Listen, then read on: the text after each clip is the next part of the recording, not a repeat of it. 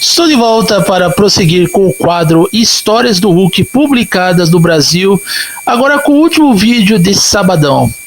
E esse vídeo será sobre o retorno de Peter David na mensal do Incrível Hulk, que lá nos Estados Unidos aconteceu em Incredible Hulk, volume 2.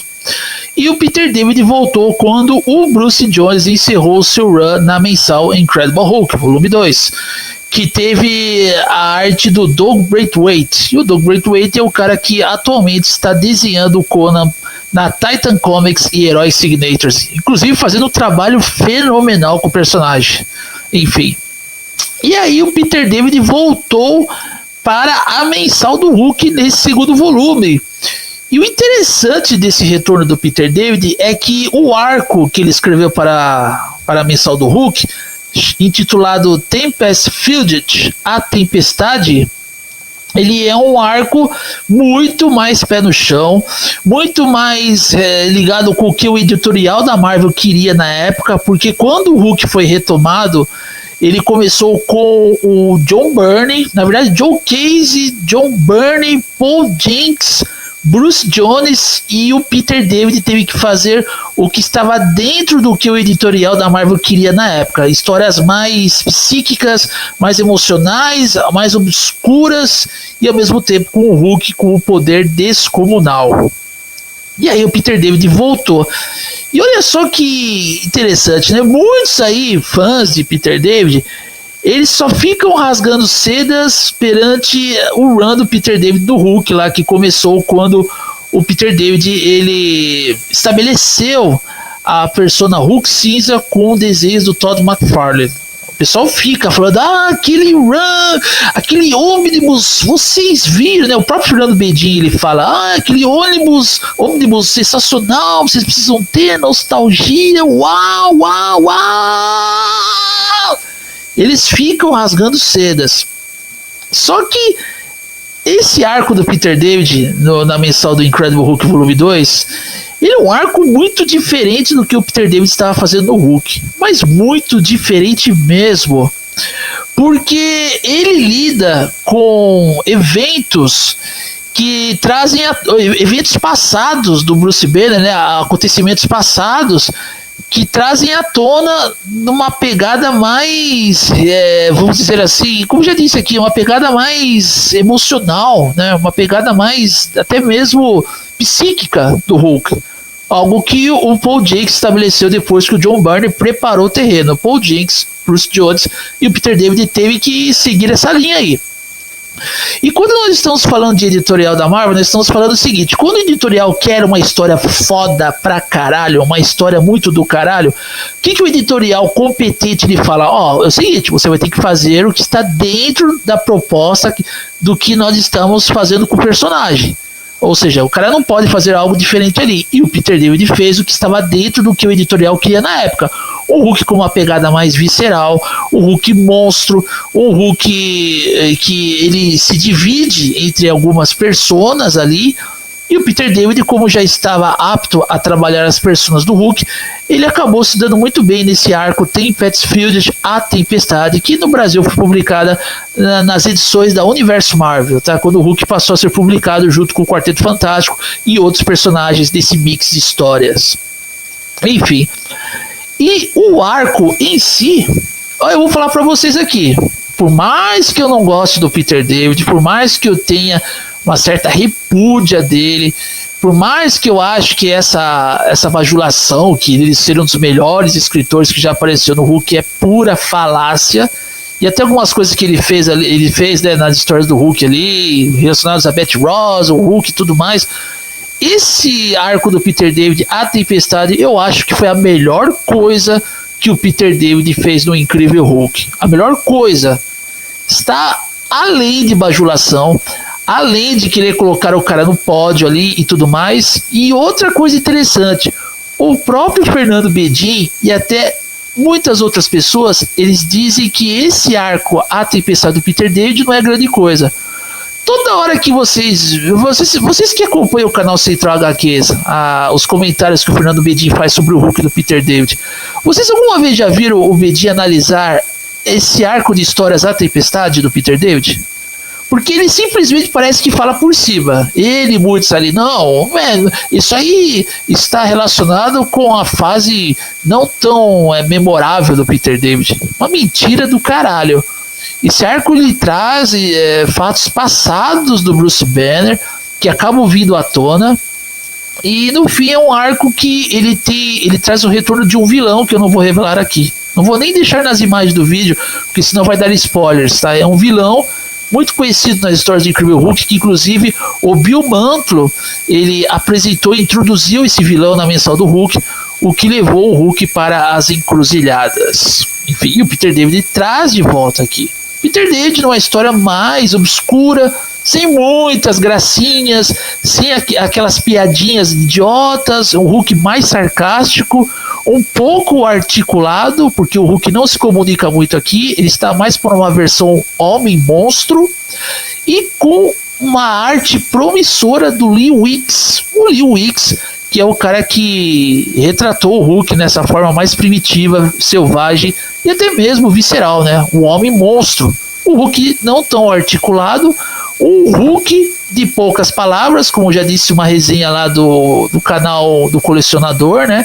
Enfim, quando ele resenhou o arco do Hulk, né? Os Cães de Guerra do Paul Jenkins, um Hulk de poucas palavras que estava dentro do que o editorial queria na época. O editorial coeso, mais pé no chão, que queria publicar boas histórias do Incrível Hulk. Olha só que coisa boa, né? Que coisa boa que nós não temos hoje em dia, porque o Hulk dominou tudo. Então, você vê que é um arco que ele não é só um arco psíquico, ele não deixa de ser um arco psíquico e até mesmo emocional, mas é um arco que prepara o personagem para um grande evento que eu vou comentar depois. Um grande evento. Porque aqui o Hulk, né, um pouco articulado, como já disse que um pouco articulado, ele fala pouco e ele mais age do que fala. Deixa as ações falarem por si só. O Hulk que ele está simplesmente tentando sobreviver e ficando sozinho. Nem que ele tem que matar ali, né? Ele tem que matar para sobreviver. E isso é bem interessante nas histórias do Incrível Hulk, e ainda mais nesse retorno do Peter David. Eu gosto desse arco. Posso falar aqui, gosto da arte, gosto da equipe criativa e gostei como o Peter David conduziu o Hulk. Tem algumas coisas ali do passado do Bruce Banner que a gente não ouviu na época lá do Peter David, entendeu? Ou seja, a gente viu partes ali quando o Peter David escreveu e teve a arte do Gary Frank, algumas revelações relacionadas ao pai do Bruce Banner, né? O Brian Banner. Mas por mais que o Peter David tenha feito algumas alterações na infância do Bruce Banner, na juventude e tudo mais, relacionadas ao Brian Banner, o pai abusivo do Bruce, aqui a gente vê algumas coisas a mais que se não tivesse ali na época do Peter David e o Gary Frank, ou seja, não ia fazer falta, porque aqui o Peter David é mais pé no chão. O Peter David não precisou simplesmente mostrar o Bruce Banner matando o pai dele na sepultura da mãe, um grande spoiler aqui, com a arte do Adam Kubert, né, na época lá. O Peter David não precisou fazer isso. O Peter David aqui no arco da Tempestade, ele é mais pé no chão. Ele é mais pé no chão. Ele mostra como é a relação Bruce Banner, Brian Banner, ou Brian Banner, Bruce Banner, pai e filho, né, ou vice-versa. É muito interessante aqui. E esse arco, o Peter David está de parabéns. Tempest Field, a Tempestade, onde temos as aparições de... Bom, vou revelar aqui algumas, né, mas não vou dizer como se dá essas aparições. O Wolverine, seu uniforme tradicional. O dragão Fin Fang Foom, inimigo do Homem de Ferro. E, enfim, né, e alguns outros acontecimentos que acabam vindo à tona, tá? Inclusive o Hulk lidando com uma das próprias personas dele. É um arco que prepara muito para um grande evento que vai vir. E ele honra o que o John Byrne, Paul Jenkins, o lado mais monstruoso do Hulk, o que o John Byrne, o Paul Jenkins, o Bruce Jones fizeram com o Hulk ali para a mensal, né, Incredible Hulk volume 2 dos Estados Unidos. Isso é muito bom. Isso é muito bom. O Peter David não precisou fazer coisas maravilhosas aqui, não precisou prezar pelo humor negro, né? Não que aqui não tenha um pouco de humor negro, tem, mas é mais pé no chão, é mais psíquico. aquelas piadas que o Peter David precisava na época do Hulk mesclado, né? Enfim, depois aí adotou o pseudônimo de Professor Hulk, né? O professor. Não, aqui é um arco mais pé no chão. Eu recomendo. É a melhor coisa que o Peter David fez no personagem. Depois disso, vocês estão vendo aqui as capas aí do universo Marvel que publicaram esse arco A Tempestade, né? Marcou o retorno do Peter David na mensal do Incrível Hulk. Aí depois temos o Peter David escrevendo um arco do Hulk, né, para que, enfim, relacionado à saga Dinastia M, House of M, onde a Feiticeira Escarlate alterou o curso da realidade ali, e o Bruce Banner ele estava se sentindo em paz numa tribo de aborígenes, estava tentando manter o corpo e a mente em paz, né, enfim, vivendo ali numa boa, tentando se encontrar. E o Bruce Banner, ele estava ali sob os cuidados dessa tribo, né? Enfim. E aí o Peter David foi escrevendo algumas histórias do Hulk. Tem uma história também que o Hulk volta a ver formas astrais, ver espíritos, tudo mais. Querida Tricia, que foi publicada no Brasil numa edição da publicação chamada Wismania, que eu acho que depois eu vou deixar na imagem do vídeo aí. E uma coisa interessante que eu quero ressaltar no arco Dinastia M, que é o Hulk mais controlado, é o Bruce Banner e o Hulk meio que combinando entre eles ali, né? A hora que um vai aparecer e a hora que o outro vai aparecer, eles meio que combinando, tá? Tentando, o Banner tentando fazer o Hulk aparecer nas ocasiões certas, como o Bruce Jones fez ali. Um Bruce mais confiante, né, nas aparições do Hulk. Mas não que isso deixa o Hulk, não faz com que o Hulk deixe de ser menos monstro. Pelo contrário, o Hulk ainda é uma fera colossal. Mas eu tenho um fato interessante desse arco Dinastia M, onde no fim o Bruce Banner ele declara guerra contra os mutantes, e ele fala isso na frente do Magneto, que o Bruce Banner estava comandando ali, né, as ações contra os mutantes ali e tudo mais. Aí ele dá um aviso ali, fala: se os mutantes aparecerem na minha frente, vai ser guerra, vai ter guerra. E quando eu falo em guerra, nós falamos do quê?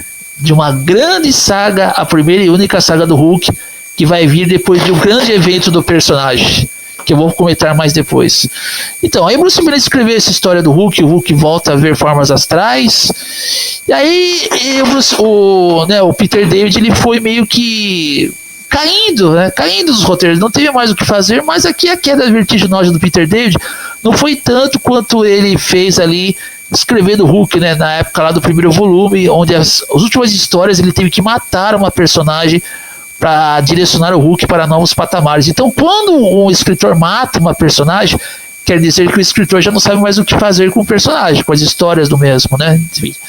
E aqui não, né? Aqui Peter David, no final ali, com a arte do Adam Kubert, depois da Dinastia M, Peter David fez o que pôde, mas ele deu uma cagadinha ali, mas não foi uma cagada quanto ele deu na época lá, que muitos que estavam bajulando os roteiros do Peter David depois começaram a, enfim, a não ter mais paciência para acompanhar. Começou a ficar chato. Isso eu ouvi da boca do próprio BD e de muitos ali que bajulam o Peter David. Enfim, bom, espero que vocês tenham gostado desse vídeo. Esse foi o retorno do Peter David na mensal Incredible Hulk volume 2 dos Estados Unidos. Vocês vão ver na imagem do vídeo as capas que publicaram essas edições: A Tempestade, Dinastia M, a história que o Hulk encontra um espírito ali, vê uma forma astral, volta a ver formas astrais. Isso aí foi estabelecido pelo Peter David. E depois o último arco ali, onde o Peter David ele não conseguiu convencer muito, mas preparou o terreno para algo muito grande que estaria por vir na vida do incrível Hulk. Eu sou o Tempter60 e você está no canal Tempter60.